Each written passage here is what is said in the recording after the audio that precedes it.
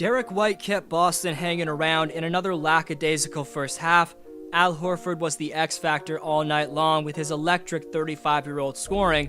The Time Lord and Robert Williams froze Miami's attackers merely by his presence alone, all setting up for the Jays and Jalen and Jason to seal the game with daggers down the stretch. But the Boston Celtics' most underrated players completely saved the day when it wasn't going well early on. Taking a 3-2 lead in the East Finals back to Beantown for Game 6, my prediction that Boston would win the title back on May 16th seems to be aging fairly well. This video breaks down the C's overpowering Game 5 W. Before continuing, only 10.6% of you watching right now are subscribed, so if you haven't already, please subscribe and hit the bell so you don't miss a single upload. Also, please drop a thumbs up. It takes a few seconds and makes a massive difference in YouTube's algorithm.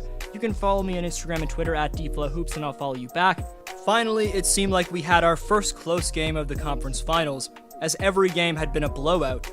But suddenly, the NBA's best duo right now in Jaylen Brown and Jason Tatum flipped a switch and absolutely torched Miami's defense in the fourth quarter, whether it was with shots off the dribble or deep-range bombs. FTX Arena in South Beach was riddled with chants of "Let's go Celtics" midway through the fourth quarter. It was embarrassing for Miami.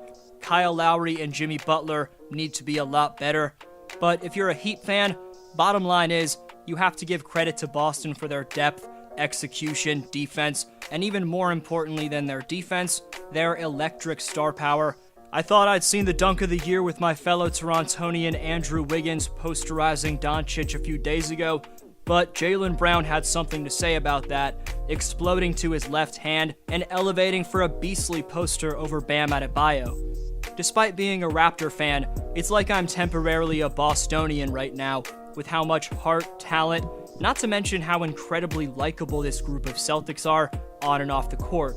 Fans of the Celtics also deserve some credit, as just from my experience in the videos talking about them, you guys have been awesome and very classy in the comments section. Moving on to the man I'm going to call the Celtics X Factor in the new dad, Derek White. For all the people who are complaining about the Josh Richardson trade, which I somewhat see that stance, Derek's extra passing and ball handling, which Josh didn't provide, make him the better fit in Boston. Credit to GM Brad Stevens for acquiring White when he could have easily stayed complacent at the deadline. Other than taking the playmaking burden off Tatum and Brown, another championship quality that White gives the Celtics are his clamps. I had no idea that Derek was this good of a defender before watching him nightly in these playoffs. I guess I should have paid more attention to him during the regular season. White's not going to give you 20 points a night or anything close to it, but his value legitimately shows up defensively, where his IQ, swift rotations consistently, and pure hustle make him a top plus-minus guy. Proving how valuable he is to this Celtics team's success, Derek's plus-minus is actually better than this team's second-best player in Jaylen Brown. White's the third most valuable Celtic when he's on the floor, other than Horford and Tatum. Speaking of excellent acquisitions from GM Brad Stevens, how about bringing back the Godfather at center in the versatile stretch 5-man who can keep the offense flowing with his passing and lock up on the other end while leading the game in rebounding in big Al Horford. Now one win away from their first finals appearance in over a decade, let's give some love to Danny Ainge for first off drafting the most talented duo in the game right now, but also retiring, stepping back, and letting Coach Brad Stevens take over as GM. Stevens made a great coaching hire in Udoka, and he also nicely rounded out the starting 5 and bench to support their duo with acquisitions of key guys like White and Horford. In a blowout Game 4, it was great to see my fellow Torontonian Nick Stauskas get into the game late, and it must have been sweeter for Celtic fans to see the bleachers in Miami about completely empty, even with several minutes still left in the game.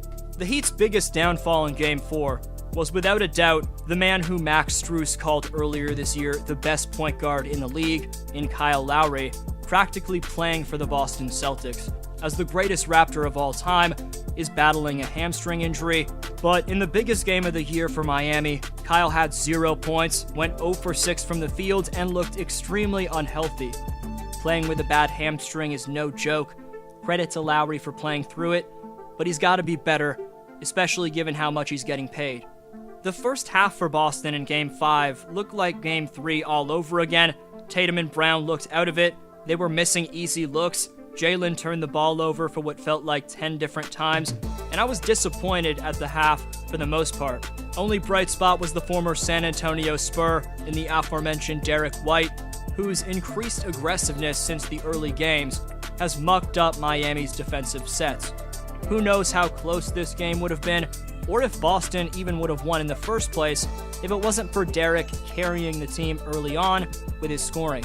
But whether it's Horford, White, Grant Williams, and on some nights Peyton Pritchard, these guys are collectively displaying how much depth means in the playoffs.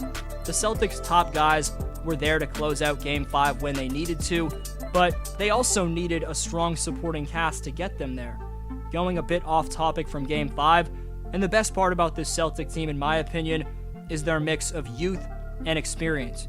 Casuals are quick to label them as an up-and-coming young team, but even their young players in the Jays have gone to at least 3 conference finals in their young careers.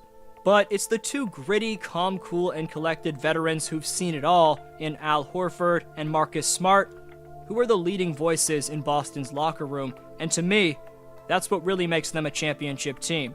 Now, of course, Tatum and Brown are 1 and 2 on the Celtics in terms of importance, but when you get to the finals and face off against the savvy 3-time championship-winning Warriors, you're going to need guys to get everyone settled with the right message, or even create a play under pressure with ease for themselves if you're going to survive taking 4 games against the powerhouse Golden State Warriors. But first things first, they have to close out the Miami Heat in Boston for what should be another drama-filled Game 6.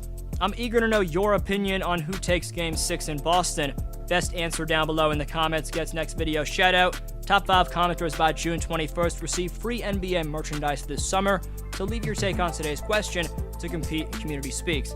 Shout out to Devin Sedodal, who says, I'm almost positive the Warriors are going to take this at home in Game 5. This team probably has the biggest home court advantage in the NBA. They've been selling out arenas since they first assembled and went on their first championship run. They actually came mighty close to winning last game at the end. Had Kerr put the starters in a little early, they could have possibly took the lead late. Kerr knows that if the Mavs win this series, it would literally take a historic performance from them. I think he just threw in the towel and will try to blow away the Mavs at home. This will excite home fans for sure. The Mavs had to make an absurd amount of threes to win last game. They actually were on pace to pass the record, but they had a rough fourth. All in all, the home fans of the Warriors and this team's big amount of momentum will just be too much for the Mavs, in my opinion. This will allow them to advance to the finals. Bold take from Devin, but a good one for sure. Appreciate every answer. I hope you have a great one. D-Flow signing off.